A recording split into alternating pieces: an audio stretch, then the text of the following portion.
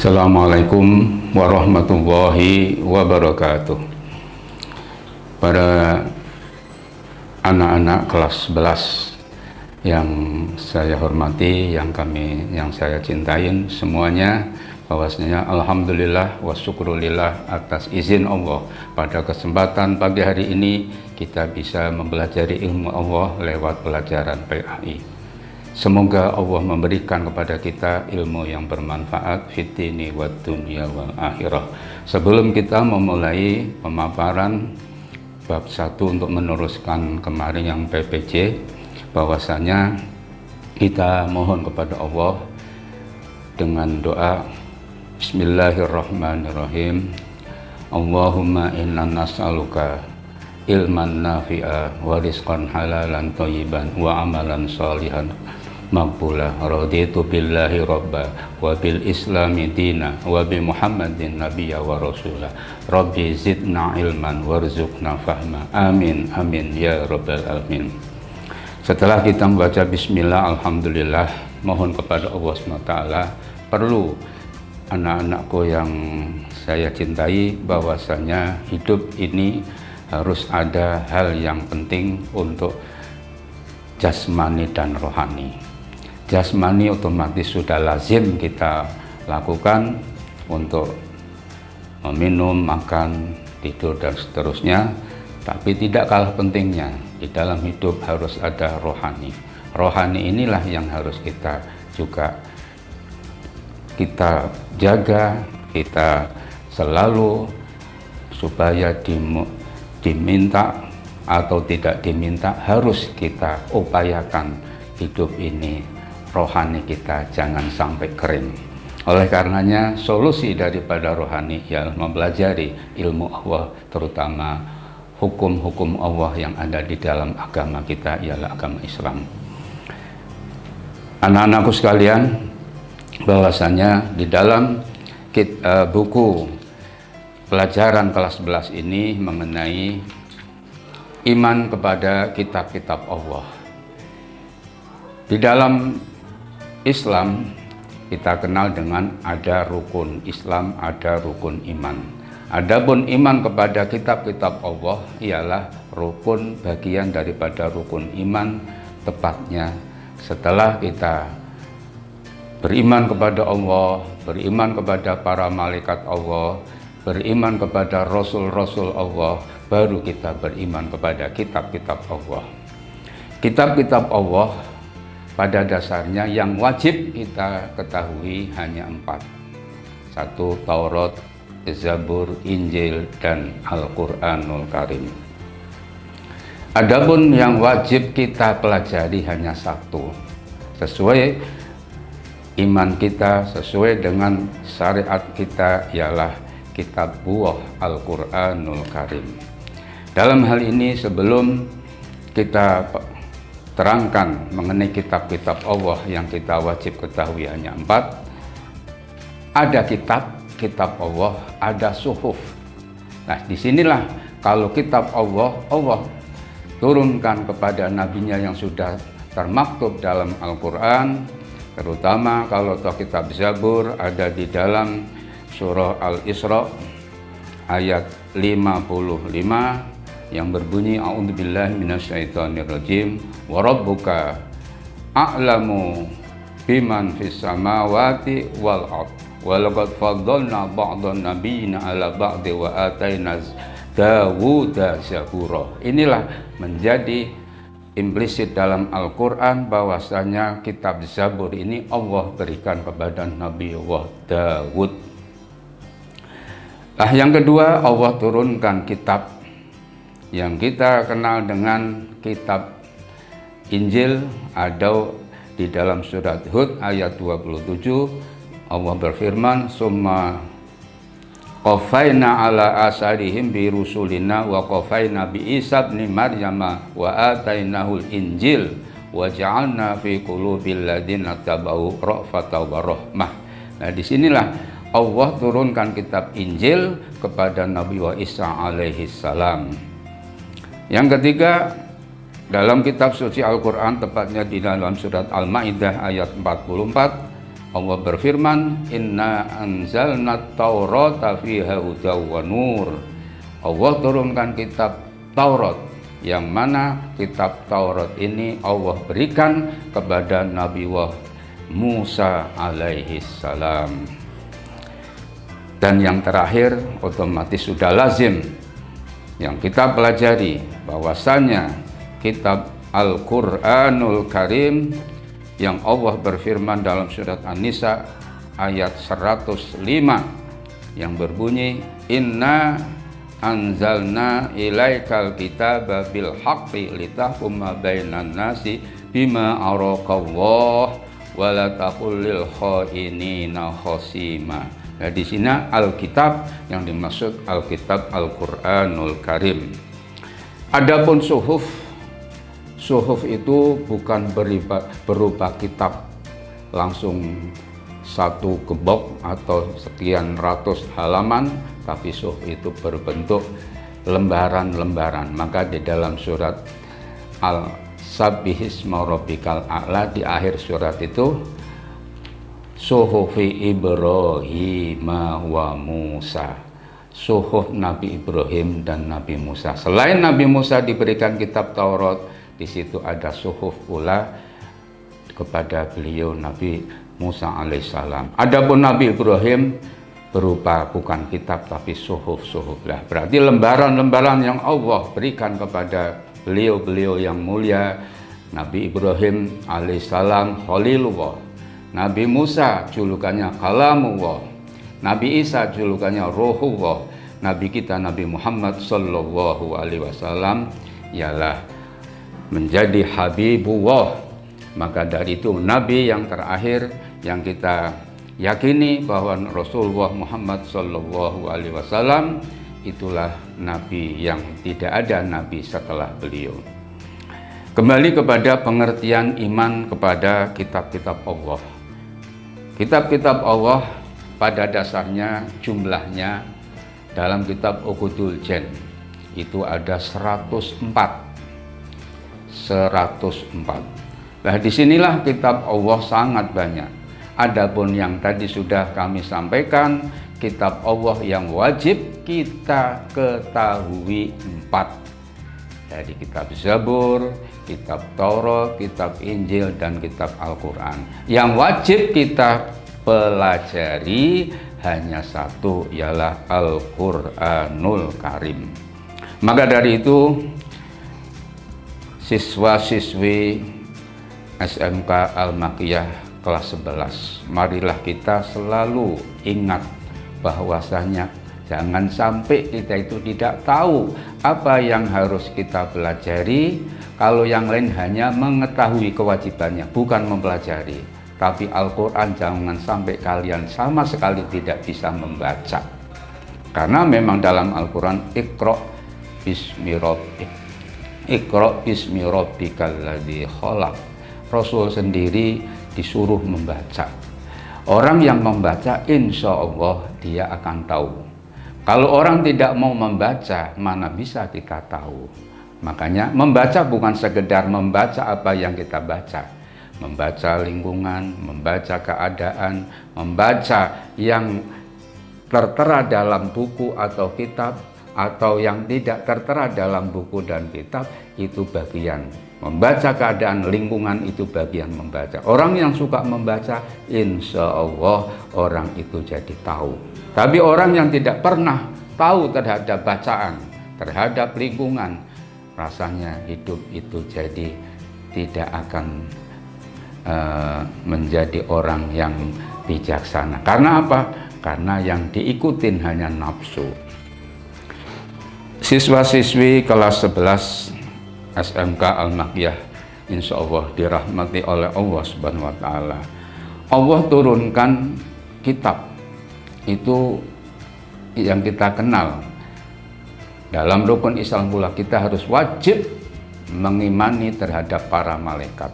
Allah Subhanahu wa Ta'ala memerintahkan para malaikat utusannya untuk menyampaikan wahyu Allah kepada para nabi-nabi yang telah Allah turunkan. Lah disitulah terutama malaikat Jibril membawa wahyu-wahyu Allah yang disampaikan kepada para nabinya itu semuanya benar. Yang salah itu menganalisanya manusianya. Oleh karenanya kita jangan sampai kita tidak tahu menahu terhadap kitab-kitab Allah. Wah, itu bukan urusan saya tidak mau mempelajarinya. Itu salah. Karena dengan kita membaca, dengan kita mempelajari kitab-kitab Allah semampunya, tapi upayakan belajar itu terhadap kitabnya sendiri. Sampai kita tidak mau belajar terhadap Al-Quranul Karim. Makanya di dalam surah Al-Baqarah ayat yang kedua, Allah berfirman setelah alif lam mim itu ada zalikal kitabu la raiba fi. Ini kitab, jangan kau ragukan isinya. Nah, kalau toh kita sebagai umat Nabi Muhammad SAW sudah menyaksikan terhadap isinya kitabnya sendiri, bagaimana kita akan menjalankan syariatnya? Maka dari itu sudah secara implisit Al-Quran berbicara itulah kitab yang benar dan memang benar dari Allah, bukan dari manusia.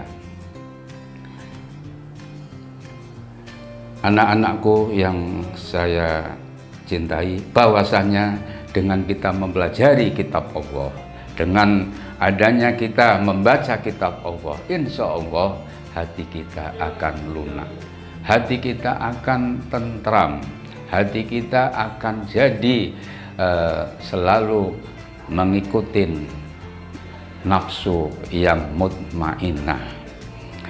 Selain kitab yang kita yakini ialah yang 4 itu, perlu kita ketahui pula bahwasanya di dalam kita berhikmah iman kepada kitab-kitab Allah itu ada beberapa hal yang harus kita garis bawahi.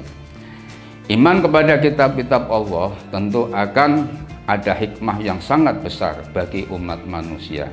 Di antaranya ialah 1, menjadikan manusia tidak kesulitan. Kehidupan manusia menjadi aman, tentram, damai, sejahtera, selamat fitini wa dunya wal akhirah. Itu hikmah apabila kita mau mengimani terhadap kitab-kitab Allah. Yang kedua ialah kita tatkala mengimani terhadap kitab-kitab Allah, maka Allah akan, orang itu akan tercegah dan bisa mengatasi serta mendapatkan ridho Allah. Maka dari itu ridho Allah yang harus kita selalu jaga. Karena kalau Allah ridho di mana saja berada, kita akan nikmat, akan gampang. Berapa banyak manusia kesulitan di zaman saat sekarang ini karena dia melupakan terhadap mencari ridho Allah. Yang dicari hanya sekedar target. Target apa? Target untuk mendapatkan sesuap nasi mungkin, berapa rupiah uang, atau berapa yang dia cari. Tapi ingat bahwasanya itu semuanya kebutuhan biologis yang harus kita, di samping kita penuhin juga jangan sampai cara mendapatkannya itu menghalalkan segala cara. Hikmah yang ketiga maksud kami, untuk membenarkan kitab-kitab suci sebelumnya. Apa kitab suci sebelumnya? Sebelum Al-Quran ada kitab Injil, ada kitab Zabur, ada kitab Taurat. Nah itu kita membenarkan adanya itu. Cuma kitab-kitab sebelum Al-Quran sudah banyak terkontaminasi terhadap umat yang mengikutinya. Kenapa? Maka mereka dengan cara antara satu kitabnya sama, pasalnya sama, ayatnya sama, kadang-kadang mereka beda isinya. Sedangkan Al-Quran sebagai keyakinan kita, kitab suci Al-Quran ialah inna nahnu nazzalna dzikra wa inna lahu lahafidun. Allah Subhanahu wa taala telah menurunkan Al-Quran dan Allah akan menjaganya selama-lamanya. Dan apabila manusia sudah mengikuti nafsunya untuk merubah terhadap isi Al-Quran, hatta titik yang mereka yang mencetak mengurangi daripada Al-Quran itu cepat atau lambat pasti diketahui. Itulah kebenaran Al-Quran, itu hikmah di antara kitab-kitab Allah.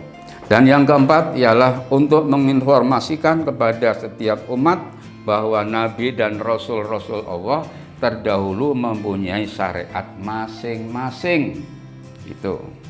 Kenapa? Karena nggak mungkin yang namanya syariatnya Nabi Isa alaihi salam sama dengan syariatnya Nabi Muhammad SAW. Begitu pula syariatnya Nabi Musa alaihi salam tidak akan sama dengan syariatnya Nabi Muhammad SAW. Begitu pula apalagi Nabi Daud. Semuanya intinya kalau kitab-kitab dahulu ada yang menceritakan tentang akidah, ada yang menceritakan hukum-hukum, tapi yang sempurna dan memang sudah disempurnakan fid dini wa dunya ialah Al-Qur'anul Karim, bahwasanya Quran yang 30 juz yang kita pelajari itu jangan sampai kita melupakannya. Dan yang kelima ialah sebagai petunjuk dan rahmat bagi orang-orang yang beriman dan bertakwa seperti yang terkandung dalam surah Al-Baqarah ayat 1 sampai 3. Apa itu? Alif Lam Mim. Dzalikal kitabu la raiba fihi hudal lil muttaqin alladzina yu'minuna bil ghaibi wa yuqimunas sholata wa mimma razaqnahum yunfikun. Itulah. Jadi kitab kita itu sudah jelas, tidak bisa diragukan lagi bagi orang-orang yang beriman, alladzina yu'minuna bil ghaibi. Jadi bil ghaibi artinya barang yang gaib. Barang gaib yang gimana? Yang tidak kelihatan oleh kasat mata. Nah, oleh karenanya tidak semua sesuatu itu bisa dilihat kasat mata. Adapun di dalam kitab Al-Quran yang kita pelajari ialah ada ayatul muhakamat, ada ayatul mutasabihat. Nah, ayatul muhakamat bagaimana? Ayat-ayat yang bersumber terhadap hukum-hukum Allah yang telah, contoh kita disuruh sholat itu sudah jelas, aqimus sholat. Kita disuruh zakat itu juga sudah jelas. Ada lagi yang mutasabihat. Apa itu mutasabihat? Samar, tidak jelas. Contohnya apa? Tadi surat Al-Baqarah ayat pertama Alif Lam Mim. Ayat ini namanya ayatul mutasabihat, ayat yang samar. Di dalam tafsir termasuk Allahu a'lamu bi muradih. Hanya Allah yang mengetahui yang dimaksud ayat ini. Nggak perlu kita terlalu lancang mengartikan begini, begitu, begini, begitu. Hanya kita berkata Allah lah yang maha tahu apa yang dimaksud ayat tersebut. Di Al-Quran apa satu banyak. Ada yang Alif Lam Mim Shad, Hamim dan lain-lainnya. Pokoknya yang ayat-ayat itu yang berbunyi huruf-huruf yang ada di dalam huruf hijaiyah itu semua artinya ayatul mutasabihat. Adapun penghayatan iman kepada kitab-kitab Allah itu diantaranya ada 8. Satu ialah tahap pertama kita harus mengetahui dan memahami filosofi Islam sebagai agama yang mendapat ridho Allah Subhanahu wa taala. Maka di dalam surah Al-Imran ayat 85, inna dina indallahil Islam. Sesungguhnya agama yang diridhoi oleh Allah Subhanahu wa taala ialah al-Islam, agama Islam yang dibawa oleh Nabi kita Nabi Muhammad SAW. Itu mengimani terhadap kitab-kitab Allah. Dan yang kedua ialah kita harus mengetahui tata krama membaca Al-Quran. Al-Quran ialah wahyu Allah. Tatkala kita baca ada adab, etika. Orang yang membaca Al-Quran harus punya wudhu. Orang yang berwudu berarti dia sudah suci dari hadas besar maupun kecil. Itu pengayaan iman kepada kitab-kitab Allah. Yang ketiga ialah harus mengetahui bahwa di dalam Al-Quranul Karim banyak sekali surah atau ayat-ayat yang mengandung perumpamaan berupa perumpamaan apapun bentuknya. Itu yang ketiga. Yang keempat, hikmah atau penghayatan terhadap kitab-kitab Allah ialah tahap keempat, kita harus menggunakan akal kita mempelajari dan memahami Al-Quran. Artinya kita belajar Al-Quran bukan sekedar bisa baca. Apa yang ditunjukkan kebesaran Allah lewat hukum-hukumnya, lewat syariat-syariatnya yang dibawa oleh Nabi kita, Nabi Muhammad SAW, juga harus kita pahami. Baru di situ akan menghasilkan. Setelah kita baca, mengamalkan isinya, itulah yang lebih baik. Yang kelima ialah kita harus mengetahui bahwa di dalam Al-Quran banyak sekali surah atau ayat yang mengandung atau tidak bisa langsung diartikan, akan tetapi memiliki arti yang tersirat ataupun yang tersurat. Nah, disinilah letaknya penghayatan terhadap kitab-kitab Allah. Dan yang keenam ialah kita harus mengetahui bahwa Al-Quranul Karim tidak diturunkan untuk menyusahkan terhadap umat manusia, dan harus kita mendahulukan surat atau ayat-ayat yang lebih mudah dan tegas, maksudnya untuk segera dilaksanakan. Nah, disinilah untuk kita ini harus tahu bahwasannya melaksanakan perintah Allah dalam kitab-kitabnya, terutama kitab Al-Quran, kita harus memahaminya. Yang ketujuh ialah kita harus mengetahui bahwa ayat-ayat dalam Al-Quran itu terbagi dua macam. Satu diantaranya ada di dalam surah Ali Imran ayat 7, ayat-ayat mutasabihat ataupun ayat muhakamat. Inilah ayat muhakamat, ialah hukum-hukum yang Allah turunkan yang ada di dalam surah Al-Baqarah maupun surat Ali Imran. Pada dasarnya semua benar, kita harus mengimani, kita harus mengamalkan, jangan sampai kita tidak tahu menahu. Karena kita ibadah yang kita kenal dengan rukun Islam udah pasti tidak pernah lepas daripada wahyu-wahyu Allah. Wahyu-wahyu Allah berarti apa? Ya kitab-kitab Allah yang ada di dalam Al-Quran. Kitab Allah berapa? Yang kita kenal tadi 4. Nah, semuanya itu juga ada di dalam kitab suci Al-Quranul Karim. Dan yang terakhir ialah tahap ke-8, kita harus menjalankan isi kandungan Al-Quran sesuai dengan keadaan dan kesanggupannya masing-masing. Makanya dalam Quran atau kitab suci kita, la yukallifullahu nafsan illa wus'aha. Allah tidak akan memaksakan sesuai dengan kemampuan. Si A sama si B sama-sama manusia, tapi kadar keimanannya beda-beda.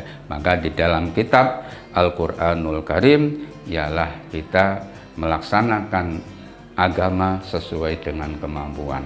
Karena kalau toh si A sama si B disamaratakan, barangkali itu akan kurang bijaksana. Akibatnya bisa juga karena ilmu yang mereka punyain beda-beda. Insya Allah apabila kita mewujudkan iman kepada kitab-kitab Allah, kita akan menjadi aman, tentram, dan insya Allah akan diberikan oleh Allah Subhanahu wa Ta'ala ilmu, terutama ilmu yang bermanfaat fid dini wad dunya wal akhirah. Amin amin ya robbal alamin. Anak-anak sekalian kelas 11 SMK Islam Al-Makiyah, sebelum kita tutup, yang terakhir ialah wujud penghayatan terhadap kitab-kitab Allah. Ada beberapa poin yang kalian harus pelajari dengan seksama. Membaca Al-Quran itu harus baik-baik dengan membacanya terhadap isinya, dan tidak kalah pentingnya supaya bisa mengamalkan isinya. Yang kedua, mempelajari dalam kandungan kitab suci Al-Quran ialah satu, memahami tata krama atau etika tatkala membaca Al-Quran. Yang kedua, memahami tata krama menerjemahkan Al-Quran. Yang ketiga, memahami tata krama mempelajari isi kandungan Quran. Yang keempat, memahami tata krama melaksanakan isi kandungan Quran. Dan yang terakhir, memahami tata krama menyiarkan Al-Quran. Dan adapun penghayatan itu, yang ketiga, melaksanakan rukun Islam dan syariat Islam dengan komitmen dan teguh. Keempat, berbuat baik terhadap sesama manusia, makhluk-makhluk Allah, khususnya fakir, miskin, sebagai salah satu bentuk aplikasi beramal soleh kepada sesama hamba-hamba Allah. Kita tutup dengan ucapan Alhamdulillahirabbil alamin.